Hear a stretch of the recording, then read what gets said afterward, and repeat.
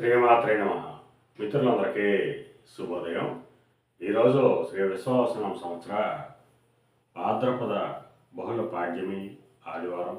ఈరోజు పాడ్యం ఉదయం 11 వరకు ఉంది. తదుపరి విధియ ఈరోజు ఆగస్టు 24, 2025 తేదీ.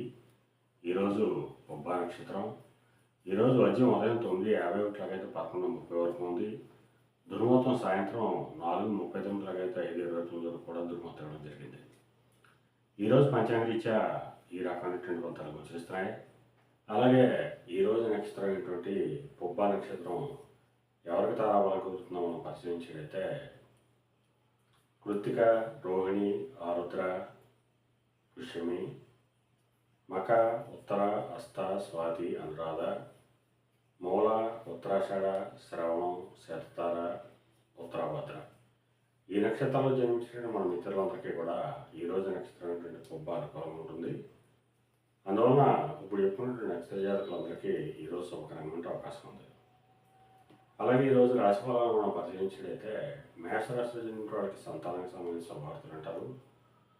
వృషభ రాశిలో జన్మించిన వాళ్ళకి ఆకస్మిక ప్రయాణాలు చేయాల్సిన అవసరం ఉంటుంది. మిథున రాశిలో జన్మించిన వాళ్ళకి పరాక్రమం వంటి ఆదాయాలు ఏర్పడతాయి. కర్కాటక రాశిలో జన్మించిన వాళ్ళకి ధనాదాయం వృద్ధి చెందుతుంది. సింహరాశిలో జన్మించిన వాళ్ళకి కొద్దిపాటి ఆరోగ్యం, కార్యజయం కలుగుతుంది. కన్యారాశిలో జన్మించిన వాళ్ళకి అనారోగ్య సూచన ఉంది. తులారాశిలో జన్మించిన వాళ్ళకి చేసేటువంటి వ్యాపారాలు లాభసాటిగా సాగుతాయి. వృశ్చిక రాశిలో జన్మించిన వాళ్ళకి ఉద్యోగ అవకాశాలు పెరుగుతాయి. ధనురాశిలో జన్మించిన వాళ్ళకి పితృరాజధానికి సంబంధించిన శుభవార్తలు అంటారు. మకర రాశిలో జన్మించిన వాళ్ళకి అనారోగ్య సూచన, ధనవ్యయం, కార్యటంకాలు ఏర్పడతాయి. కుంభరాశిలో జన్మించిన వాళ్ళకి కలత్రపూర్వక ధనలాభం కలుగుతుంది. మేన రాశిలో జన్మించిన వాళ్ళకి శత్రుభయం కలుగుతుంది. ఈరోజు ద్వాదశ రాశి యొక్క ఫలితాలు ఈ రకంగా తెలియజేయడం జరిగింది. అలాగే ఈరోజు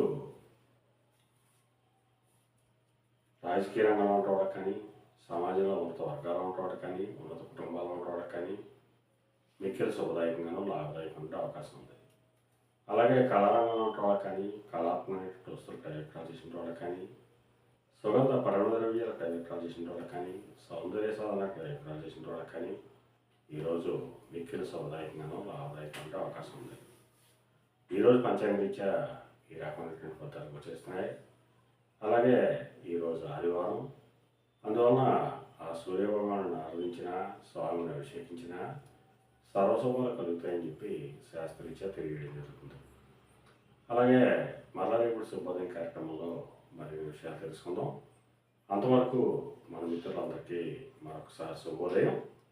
ఇట్లు మీ పెద్దబాబు సిద్ధాంతి, కొలల మాట్లాడారు.